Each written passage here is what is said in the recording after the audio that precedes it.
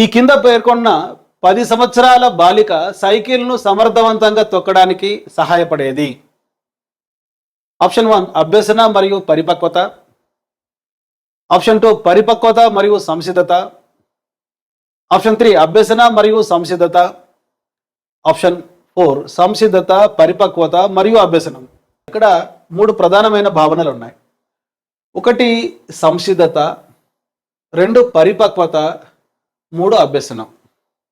మీకు తెలుసు, అనుభవం వల్ల, ఆ అనుభవం అనేటువంటిది ఉపన్యాస పద్ధతి కావచ్చు, ఉపన్యాస ప్రదర్శన పద్ధతి కావచ్చు, చారిత్రక పద్ధతి కావచ్చు, మూలాధార పద్ధతి కావచ్చు, ప్రాజెక్టు పద్ధతి కావచ్చు, అన్వేషణ పద్ధతి కావచ్చు, ప్రయోగశాల పద్ధతి కావచ్చు, ఆగమన కావచ్చు, నిగమన కావచ్చు, విశ్లేషణ కావచ్చు, సంశ్లేషణ కావచ్చు, కాన్సెప్ట్ మ్యాప్ అప్రోచ్ కావచ్చు, కన్స్ట్రక్టివిజంకి సంబంధించిన అప్రోచ్ కావచ్చు, కొలాబరేటివ్ లెర్నింగ్ అప్రోచ్ కావచ్చు, ఎక్స్పీరియన్షియల్ లెర్నింగ్ అప్రోచ్ కావచ్చు, ఏదైనా కూడా 5E లెర్నింగ్ అప్రోచ్ కావచ్చు.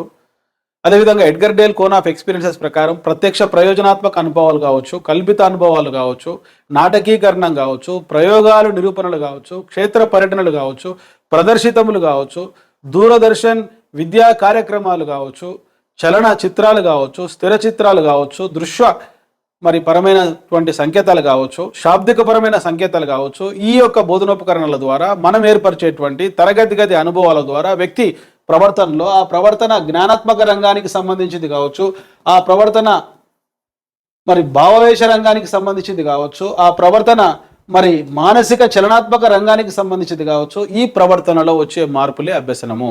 తర్వాత పరిపక్వత, మెచ్యూరిటీ.